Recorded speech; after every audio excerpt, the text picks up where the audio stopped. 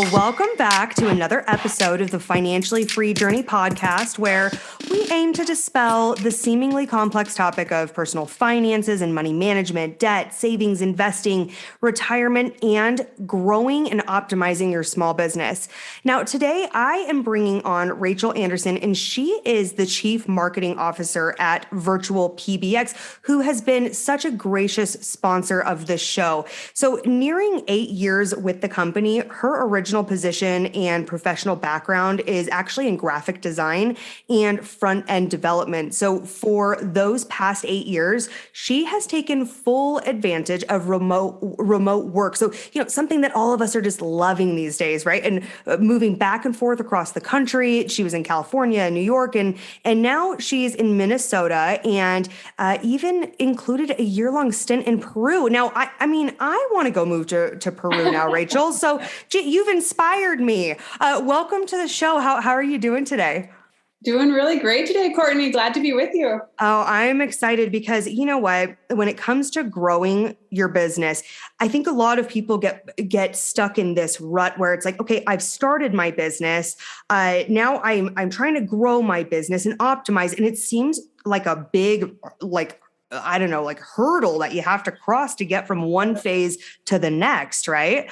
So, your background is in, growing your marketing channels and things like, so can we really dive into that? Because I know that's on the listeners' minds. Yeah, I think marketing and, graphic design a little bit too is just something that people think is not in their skill set, which, if you, especially for people who have started their own businesses, nobody understands their business like they do. And it might be, a little bit of work to tease out, what things are working, where you should turn your marketing spend to. But you have the answers. And, you mentioned that I've been with Virtual PBX for a long time. And I think, we often think that we have the answers. And then in a year, we look back at ourselves and think, wow, that girl had no idea what she was doing. I know so much better now. Yep. And actually, we just went through a phase like this at Virtual PBX where, we've accomplished a lot in the last about 2 years with updates to our platform. We actually retired an old version of our platform and moved all of our customers so we can finally, focus on the growth side of things. And, for us, that's meant a lot of work digging into our own data to understand really who our customers really are, why they choose us, some of the really basic questions. And, we've been a business for over 20 years, and we still ask these questions every single week, every month to ourselves. So, what that kind of looks like for marketing spend is, we all have these different lead sources that we turn to. And, to your original question, I think people look for the advice of experts. They don't necessarily turn to themselves or look at their own data. And what I would really suggest for people who are maybe just getting into this or just, especially after COVID, we've all got that COVID cloud, just need a little boost of, a little more energy, teasing apart that information. One of the things that has really helped us is just redefining our process. Yeah. It's not enough just to say, oh, this, Facebook gave us a ton of conversions this past month, and then leaving the conversation there. We really have to follow things all the way through. And what I would say, just like a quick one for that, is if you are focused on just conversions, switch that to what are your sales qualified leads. For us, for example, we have a lot of traffic that we manage through review sites, and those tend to be really good sources of traffic for us. But if you compared them to what we get from Google Ads, for example, you'd think that Google Ads gives us the better conversions. And it does give us the better conversions. But when we kind of break apart what actually happens after that first point of contact, that's where the really good stuff comes. And you might learn some things that tell you, hey, that lead source isn't as good as you thought. We're getting a lot of people filling out forms saying that they're Mickey Mouse or something ridiculous. Like I know every marketer deals with that on some level. But you'll also learn, some really good things. So, for us, like I mentioned, we're kind of focused on growth right now and breaking these things apart. And it's involved just tearing down all of our silos in our CRM for the things that we found. When we know better, we do better. And for us, that meant we need more stages to show marketing like, hey, this is working, but these ones need a little bit of nurture to get them to this point, or hey, these ones aren't working. And that's not a good enough explanation. You need the why. So it's not working because they said they were Mickey Mouse. This might not be a great lead source, or it didn't work out because they're in a country that we don't serve. All of these, like getting extra information, knowing more, doing better. So yeah, that was kind of a lot to say. But I think the other piece is, beyond just breaking down what you'd like to happen, there's a lot of technical work that has to be done. And sometimes you got to cope with not having everything in place right now and putting in the work. And then next month, you can have the data that you're looking for and make better decisions. Well, you've brought up a lot of great points, but one thing was at the beginning you said to flip that script and ask yourself, what are your sale qualified leads, and to be able to redefine your process based off of quantifying that information that you gather when you're looking at your marketing strategy. And it just makes me think, as a business owner, like we're so tied to our business and also to every idea we have within our business. Don't be stuck in your process that may not be working the most efficiently for you. And so it's really important to regularly probably go through this process, Rachel, and break that down and say, okay, is it working how we think it is? What are some like actionable tips maybe that the listeners can do if they are dealing with this in their own business and marketing, where they could break that down and identify that? Yeah, I think, the most important thing is that you've got to have a great relationship between your marketing and your sales team. If you're not getting good quality feedback from your sales team, then you can't really make good decisions in marketing. So, what I would do is just, sit down with sales and just kind of talk through what happens. If, for example, you have leads that come in from a form, or you have leads that come in through a phone call, ask sales, like what happens in those first, few moments that you have with that person? What happens? What's your next step? And, for us, we have a process of about like 6 stages that turns into. So, when they land in our system, those are marketing qualified leads. We've gotten enough information about them that they're with the sales team. And then that next step is, marketing qualified is great. Usually that's what you would consider your conversions. So like forms, phone calls, scheduled meetings, things like that. And then the sales qualified is really a huge filter step where you find out, okay, of all those people that came in, these ones are the legit ones. These ones could actually be customers. And then after that stage, so again, what I said in the beginning, look at sales qualified leads, don't look at conversions. That's the information that marketing should take as, okay, we got this many sales qualified leads from this lead channel, this many from this other, and then you can make some decisions based on the money that you want to spend. But then after that, there are a few other steps with the sales team. So not every lead that comes in that they qualify as a great lead is going to turn into a customer. And that's okay.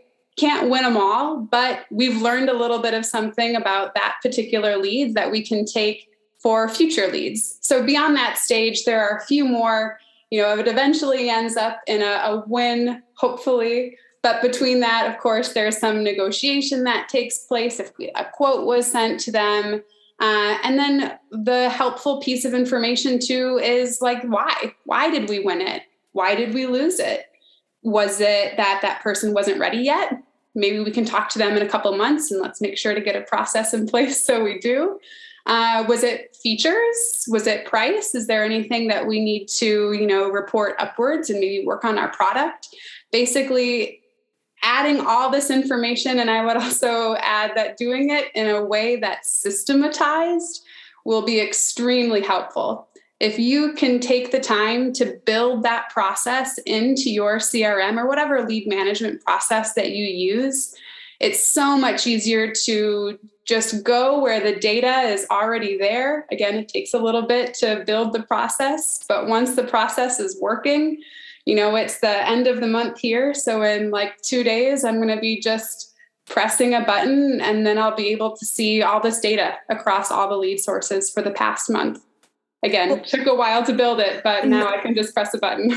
Well, and again, it's like you can, once you take the time to create a system that, is really, the goal is to like, it can kind of be on autopilot, and then you can follow the data and then readjust as needed and course correct, right? And so it's like, it's a lot of work up front, but it will make things more efficient in your business as you grow, which you absolutely need. Because once you get to this, this stage in your business where it's like, it's time to grow. And when it happens quick. You've got to have systems in place. Otherwise, you may not be able to keep up with the demand.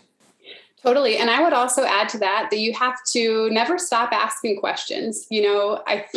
Sometimes we build a really nice system for something and we think it's great and it works, but back to that knowing better, doing better, you have to keep interrogating it all the time.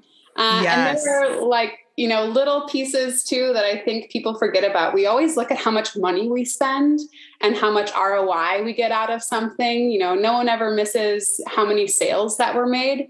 But one thing that we always forget is how much time things take. If you've got someone who spends like 20 hours a week working on a particular lead source that's free, you might assess that as like, well, any kind of win that we get out of that's like free. But that person's paid a salary, Yeah. What does that 20 hours equal for time? And can we divert their time to something that's more meaningful? The free is also often one of those things that, especially for small businesses, people just getting started, they take for granted because they think, well, I'm just paying myself, so I can spend all the time in the world on this, but that could be time that you could spend somewhere else. Right. Well, and it's like, how much is your time worth? And could you be more efficient spending your time somewhere that might result in a higher ROI? And so maybe, outsourcing that other segment of the business would be the most efficient for you when you look at the finances involved and just, growing your business overall. Because I think a lot of people do look at that as business owners. And sometimes you're a one-man show and you're like, well, I could do it. I can figure it out. And it's like, well, what is it really costing you? And that's important to really ask yourself, as you said, never stop asking questions. Yeah. And that could be the difference also between that whole like conversions versus SQL thing. Time of your own time, your team's time, it matters. If you have like 100 conversions that come in and only 2 of those turn into an SQL, man, you've wasted a lot of someone's time and your own time that could have been used towards something that has a much better SQL rate. Yes, I love that. Yeah, that sales qualified lead is everything. And I want to reiterate, it's like, change the script from just straight conversions to the sales qualified leads, because that's really, it seems like, where the rubber meets the road. And, it made me think too, Rachel, it seems like a lot of businesses will dump money into that initial contact and, conversion to their website or, whatever product they're trying to sell. But there's a lot to be said about, maybe focusing more on quality versus quantity, and then spending marketing dollars in retargeting those sales qualified leads. And I don't know if that's, you've seen that in your experience as well. Yeah, definitely. And I think, there's a lot that happens between that conversion and when it becomes SQL. And there are things like, for example, we kind of handle things in sort of like a lead grading way, where GRADING, not it's grading, it's painful. Yeah. But, so we make sure that we're finding out certain pieces of information that end up giving us data on why things went well, why things didn't go well, and if there's anything that we can do. And some of those are the basics, like we definitely want to know where people came from. Now, a lot of that is automatic. We see lead sources when they come into our CRM, some maybe not so much, but we always make sure that we know where it came from. We know how it came in. And this is something that, just to segue a little bit, I think marketers need to have an honest conversation with themselves about, because often lead sources and lead methods are two totally different things, but we classify them in the same way. Interesting. So, for example, I mentioned Google Ads. So we do run ads through Google Ads, and they come in different ways. When people land on our website, they might fill out a form, they might chat with our team, they might give us a phone call. And if I'm looking at those leads in our CRM and it says that it was an inbound call, that's not a lead source. That's how they found us. I am definitely biased. I work in telecom, and those inbound calls are something that I think, because we are so hyper-focused ourselves on phone calls and the data that we get with that and just the process in general, we know where people came in if they gave us a phone call. And it's definitely not as hard as, you might think it is. It's sometimes just as easy as having different phone numbers for the lead sources that matter to you. So that is like the most simple way to see, oh, it was an inbound call, but it came from Google Ads. So we know the lead source is Google Ads, and we might also track that method. And, to that point, phone calls are most often the highest converting method.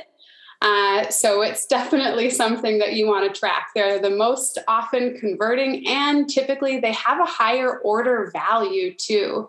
And part of that is because they did get the personal touch with your team.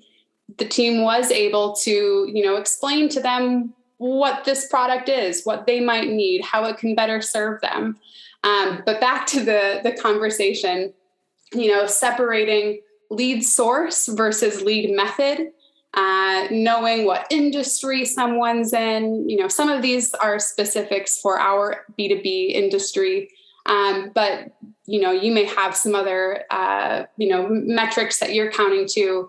But we definitely look at industry, the method, the source, how large that business is, which could, influence what we offer to them. And then some basics too, like, back to that whole Mickey Mouse thing. Do we have legit contact details? Does this phone number work? Does this email work? Is there quality here? Okay, I have to go back a minute here, because something that you touched on, you said that it's important to make sure that you understand the lead sources, right? And then you do work in telecom, so you understand, I think, how this ties into the overall success of a business. But you mentioned different phone numbers for each lead source. Now, what a great way to build in, when we were talking about earlier, building out a system that will help you be more efficient in being able to, follow the data. What a great way to do that. And I think that phone calls nowadays, and this is just my humble opinion, Rachel, but I think that phone calls are really under talked about. I mean, everybody's focusing on Google and social media and Facebook ad campaigns, but when someone calls your business and they've made that effort, that's a high converting, qualified sales lead, right?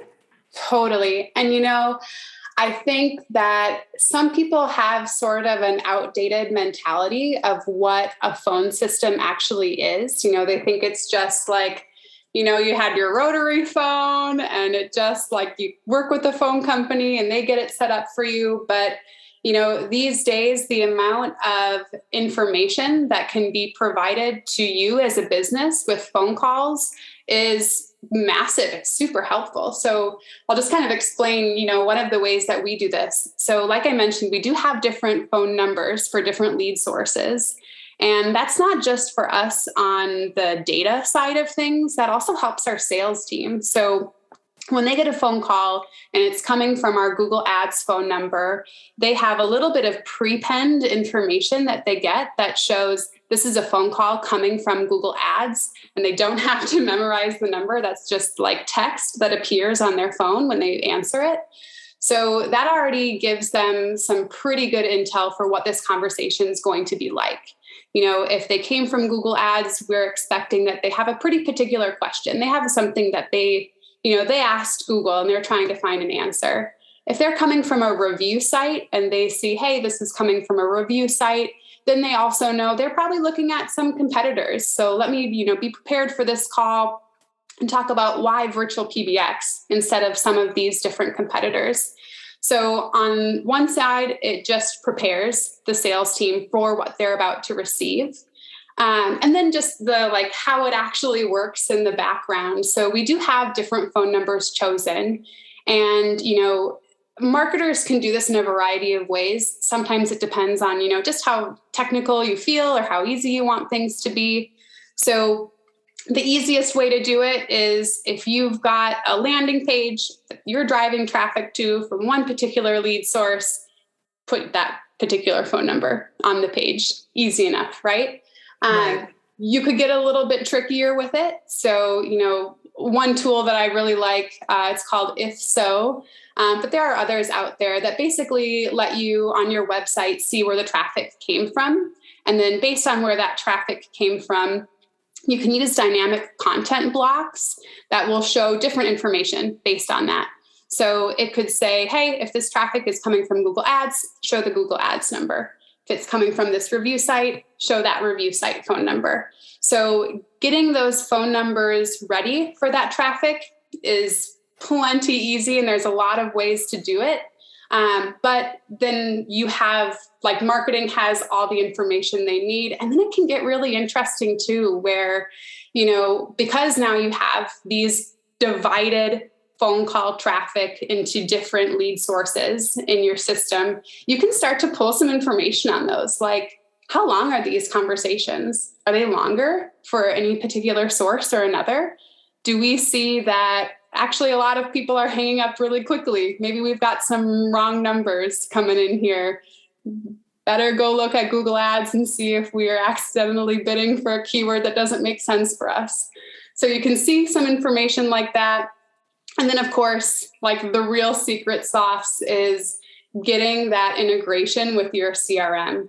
So instead of having to, manually do this information, or at the end of the month, having some poor soul dig through all of your reports and try and correlate information, that can just come in automatically into your CRM so that you can just compile a report, easy as can be. You see where it came from, you see what happened, and then you can do that whole thing where you're separating lead source and method, which might also give you some insight into where you should drive traffic. If people filling out forms isn't working for you, but phone calls are, well, then that might be something that you push a little bit more heavily next month. That's so interesting. And again, it's such great insight from someone like you who has been working specifically in marketing for nearing 8 years, right? I mean, and it's like you are working for a large company that does this for a living. And so for businesses listening, regardless of the size of your business, you can still build these processes and implement these strategies that Rachel's talking about to build out for the future. I mean, I don't know if you disagree, Rachel, but I would say you're never too small to get these processes implemented so that way you're ready for the growth, you're ready for the calls. I don't know if that is something that you would agree with as well. Yeah, definitely. And, I think it might sound like, just to back up a little bit, I think sometimes I'm in my own telecom world and I forget that other people don't interact with their phone system every day like I do. But it's crazy easy these days.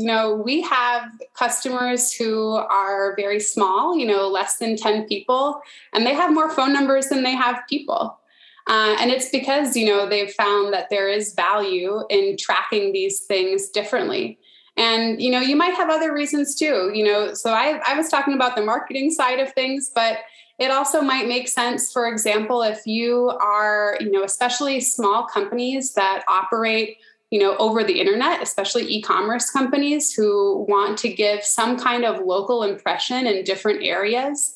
Often marketers will find that doing hyper-focused ads for a particular city do really well. And then if you're doing those hyper-focused ads, and let's say, you're in New York and you're giving a California phone number, well, you kind of like, you blew it. They know that you're not local anymore. Yeah. So that's one thing that we see pretty often, especially, we're in a remote world now. Virtual PBX has, originally we were based in California. We still have our headquarters there, but we're all over the US now. So that's something that we employ with our own sales team, that if they are, we've got someone in Ohio, they've got an Ohio phone number so that they can be an expert in their area. So, adding phone numbers and just managing them is crazy easy, and it is definitely not expensive.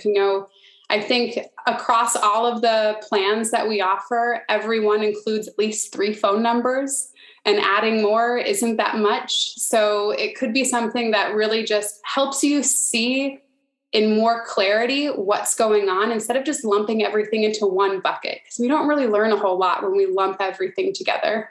Yeah. I mean, you can't pull it apart and, see underneath the covers, right? And I love the concept that you just so briefly just, passed by, which I thought was really eye-opening. It's like, hey, you're digging into your data, that you're digging into geographical locations. And if you're trying to target everybody, you're targeting nobody. And being able to do hyper-focused marketing campaigns in specific geographical areas where a majority of conversion is happening, where a majority of your sales qualified leads are coming from, and then assigning phone numbers that are local to that area. Because again, now you're optimizing your phones for a higher conversion from those qualified leads. So it's a great way to say, okay, I'm going to be more efficient because I know personally, and probably everybody listening, if I get a phone call from like a New York area code, I'm like, okay, because I'm in Utah, I'm like, okay, this is a telemarketer. No, next, right? And or I'll like block it because I'm like, I don't want to get 8 more missed calls from this number. It like triggers me. So it's like such a great way because you're already spending money, right? You're spending money. So optimize to make your money work for you more efficiently. So I loved how you just so briefly breezed over that, Rachel. I was like, that was revolutionary because I don't work in this industry. And I thought that was really cool. So, okay, if the listeners could only take away like one thing from this episode, they just all of a sudden they had amnesia and they're like, I know it had something to do with like optimizing my marketing channels, but what do you want them to take away from this episode? Yeah. I would say, it's never cool not to care. I think you have to care really intensely, and you have to get feedback. Yeah. Marketing, working closely with sales is like always the first place to start. Yeah. It is different for every organization. They have different goals. They have different processes. But if you don't get feedback, you're never going to improve. And you have to be ready to hear it too.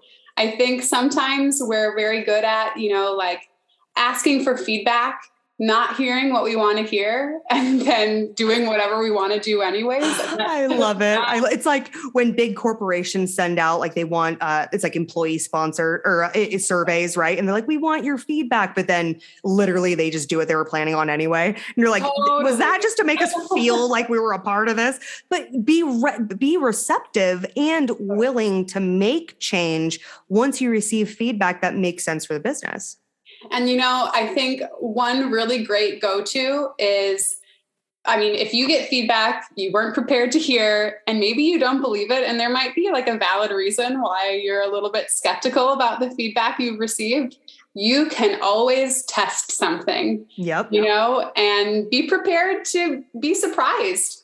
And if you're not, and things, worked out kind of the way you thought they would, you at least have something that you can point to now, instead of just, relying on your gut, which can be right, can be wrong, but definitely needs to be validated. What a great point. And honestly, Rachel, thank you so much for coming on today, because it's such a fresh perspective to speak to someone who's currently a chief marketing officer for a large company, and also some really innovative, cool ideas on how we as small business owners can optimize our marketing dollars to work better for us. And it was such an awesome conversation. Where can the listeners find you? And, if they have questions or they want to learn more, or where can they go? Yeah, so they are welcome to find Virtual PBX on LinkedIn. And yeah, I would love to hear more questions too. I think, for what I was kind of mentioning, I think, I'm definitely biased. I think, making sure that you incorporate your phone system strategy and your lead strategy is major, but I'm also in the industry. So I'm also real curious to hear, if people have questions about how to actually get started with this, or they are trying to integrate something to get their data to show them what they really want to see. I'd love to hear their questions. Kind of back to what I was saying about listening to feedback, maybe I forgot something about what people really are trying to find in the data. And I'd love to kind of help them solve how to actually get useful information for your future decisions, to figure out your ROI, and to make your phone system no longer the forgotten part of that puzzle. You're just practicing what you preach, Rachel. I mean, you're like, look, get feedback, be willing to accept feedback. And then you're like, give me feedback, reach out on LinkedIn. And I'll make sure to link your LinkedIn in the show notes. So then that way the listeners know how to find Virtual PBX, which they're familiar with by now, because I've loved working with the company, because I do see how it's such a incredible strategy to increase ROI and marketing overall. But thank you again for your time, Rachel. I really appreciate it. And guys, you know where to find me. It's at Financially Free Journey on Instagram, TikTok, financiallyfreejourney.com. And I post daily tips and motivation to help you on your journey to financial freedom. Until next time.